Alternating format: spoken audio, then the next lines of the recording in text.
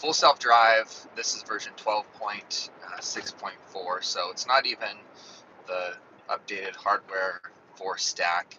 This is just the old hardware 3 stack. It's running on a 2017, so an older vehicle here, but this is going to be very smooth, and you will see just how smooth it is.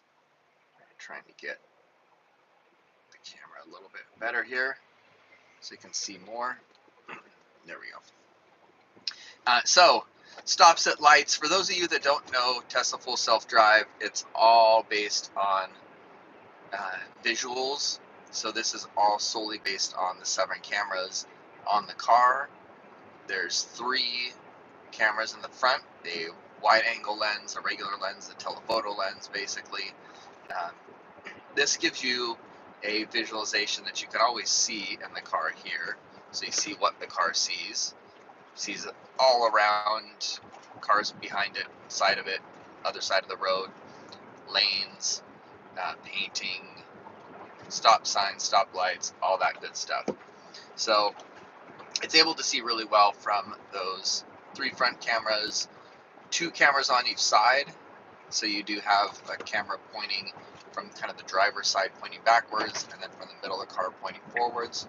It needs to get over here, so it does, and there's no cars next to us, so that was really easy. It has a few different modes, so you can set it to a hurry mode where it will change lanes quicker. If you're on the freeway, it'll zigzag in and out, and then just a chill mode and a normal mode that's in the middle. I think right now it is on hurry mode. It usually defaults to that, but it does a really good job in every kind of situation in the city. So here you can see we're coming up against traffic. It actually is getting into the shoulder lane because there's cars in here, even though it's not even the turn lane yet. It knows that we're turning, and it got into this lane kind of behind these other cars. Now you can see there's a BMW up there that's also trying to sneak in. We'll see if they try and cut us off and what it does, if it allows them in or not. We'll see. I always do have my foot near the brake and ready to brake as needed, because again, this is supervised full self-drive. This is not meant for you to fall asleep in your car or get in the back seat of the car. You must be supervising it just to make sure, and it is not perfect. So this will make some mistakes, and with that you need to be very, very aware. But it did a good job here just following this car in front of us. There's a green light, we're yielding, and it knows that and gets over just fine. Now here we're going to be turning left, so it gets into the middle lane, and now it gets all the way over. And again, you can see exactly what it sees here. It will see that things are backed up in a lane, and again, it'll choose the faster lane. Even if that means if it had to get over and maybe make a right turn in a half a mile and it saw this traffic here, it would get into the middle lane, try and pass some of it, and then get back over. So it does, a pretty good job in trying to maximize where you need to be and where you are heading out to.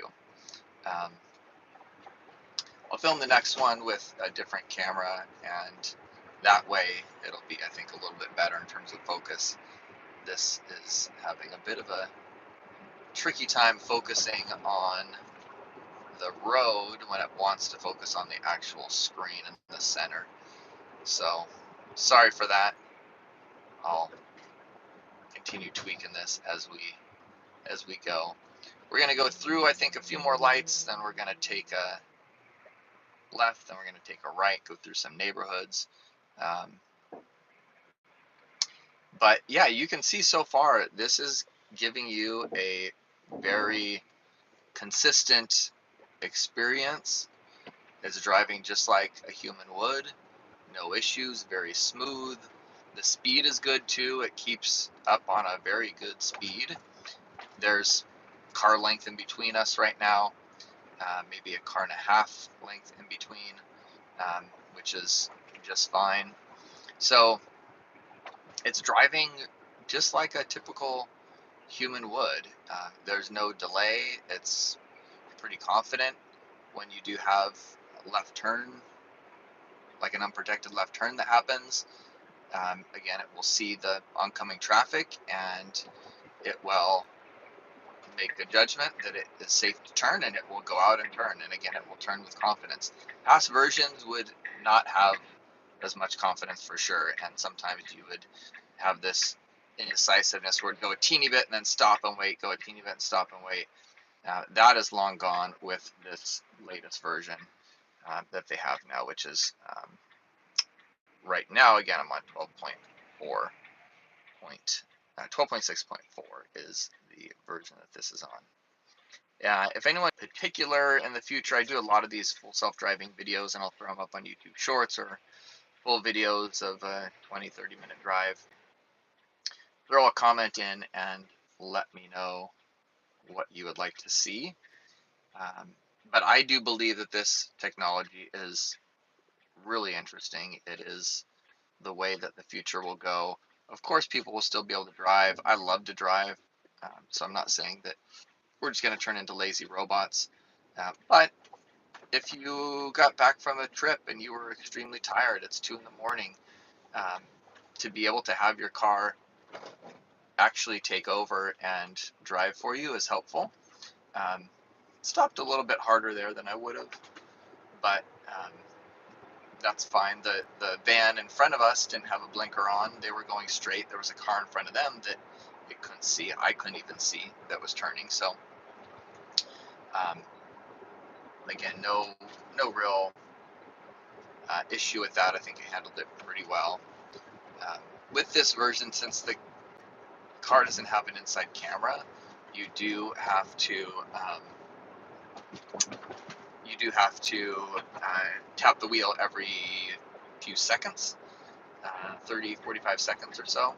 So that is one piece that's a little bit of annoying, but newer vehicles and the newer hardware actually solve that, and you actually can fully be hands-free. All right, so easy turn there. That was a nice kind of right yield. We'll go up a little bit. We'll take another left. Again, here I'll get a little bit more of the road so you all can see that better. It drives the limit plus a little bit, so again, it feels natural and smooth. It handles all these turns really well, so these turns are easy for it. I've done nothing this whole drive, so I have just been sitting here talking to you all. I'm not hitting the brake, I'm not hitting the accelerator.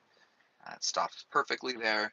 Now, one thing that you might find strange if you try this out for the first time is when it stops, it does make a full stop. And I'm not used to making full stops, unfortunately. I do a little bit more of a California stop. The other thing is sometimes it feels like it does get a little too close to the vehicles on the side there. Like that was a little close to that Tesla and that other truck. And that, again, is just something that you have to get used to a bit. Here we're going to be making a left, and it's not a left arrow. Unfortunately, there's no one ahead of us, so you could see how it would have handled that, but it has handled the situations like that many times before and fully well. Gets into the right lane, the proper lane, I would say, and now it needs to get all the way over because we're going to be taking a right here pretty soon. So again, very smooth. It has full confidence in everything that it needs to do. We're going to come up here and take a right turn. And again, very smooth turn there. We're going to take another right. I wanted to take it through just a little neighborhood here so you can see how it handles with some tight turns, and it handles totally fine. Now, one piece of feedback that I do always have is it's sometimes it's going to be a little too fast through these neighborhoods. So, you know, right here, right now, we're going, 15 miles an hour. Honestly, it's a bit too fast. I'm going to take over here because this was the end of the road that I had mapped it to. So let's stop there and we'll kind of reroute real quick so we can get to another destination, and you can see a few more pieces of action here. All right, I'm just gonna actually get it out of this spot real quick and then end the stream for now. So hope this was helpful. Hope this gives people a little bit of a sense of what full self-driving can do. All you have to do to turn it on too is you hit your address in, you hit the stalk in this one, button in others, and you're going. Feet off the gas or the accelerator, feet off the brake, hands off the wheel, and it turns for you. It does everything. Blinkers are on. Again, it is going to be extremely safe.